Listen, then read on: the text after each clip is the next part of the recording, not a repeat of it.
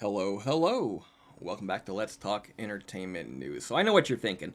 Why is Let's Talk Entertainment talking about Little House on the Prairie? It doesn't seem to be necessarily in their wheelhouse, but I tell you what, Little House on the Prairie was a sizable part of my childhood, and to this day it remains a sizable part of my mother's life and my sister's lives.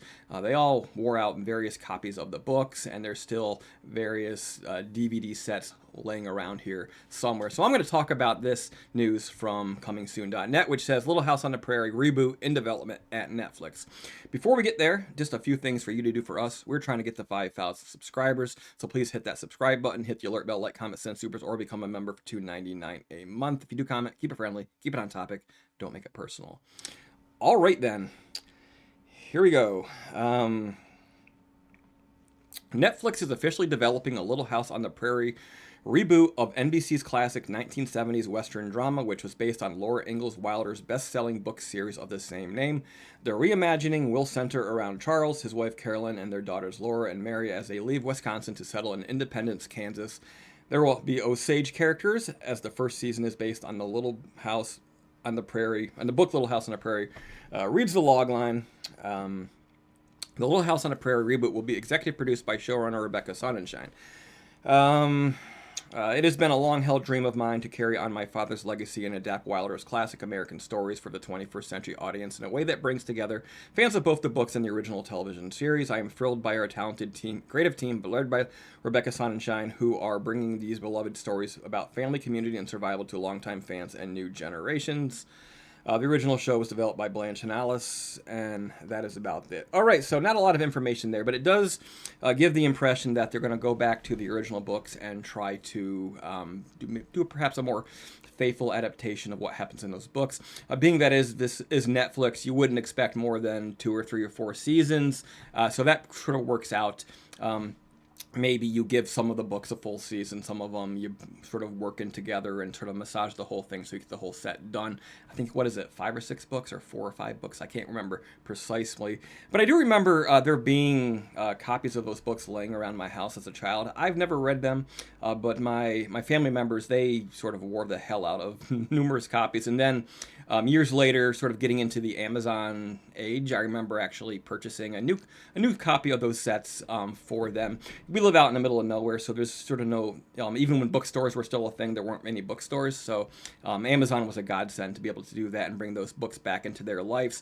But the show, we still have at least one DVD set of those laying around somewhere, and to this day, we'll pull them out sometimes around the holidays, watch the Christmas episodes, things like that. So there's very much a history with these stories with my family, and that's the main reason why I'm doing this video, doing it for Mom, doing it for my sisters, to let them know that Netflix is going to try and do this.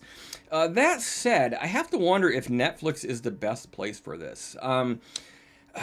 Yes, they want to introduce these stories to a new generation, but you sort of need the support of the old generations, those who grew up in the 70s and 80s and even early 90s. And are you going to get that older crowd on Netflix? I think the battle lines have mostly been drawn as far as who's going to be in the streaming world and who's going to be in the cable and the over-the-air television world. And at this point, people aren't budging.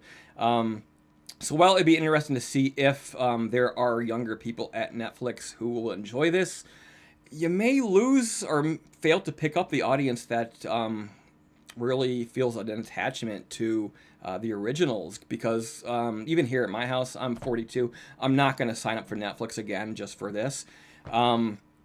So there is that. So you have to wonder, is this going to find an audience or not? But perhaps they will do a physical media release later. They've done that on a few occasions, very few, but they may have to even license it out if they need to recoup their cost. But yeah, these are heartwarming, family-friendly stories, or at least they were in the originals. A little bit corny, but it sort of feels good. It feels comforting, and it's sort of fun to watch them even to this day. So it'll be interesting to see what they do.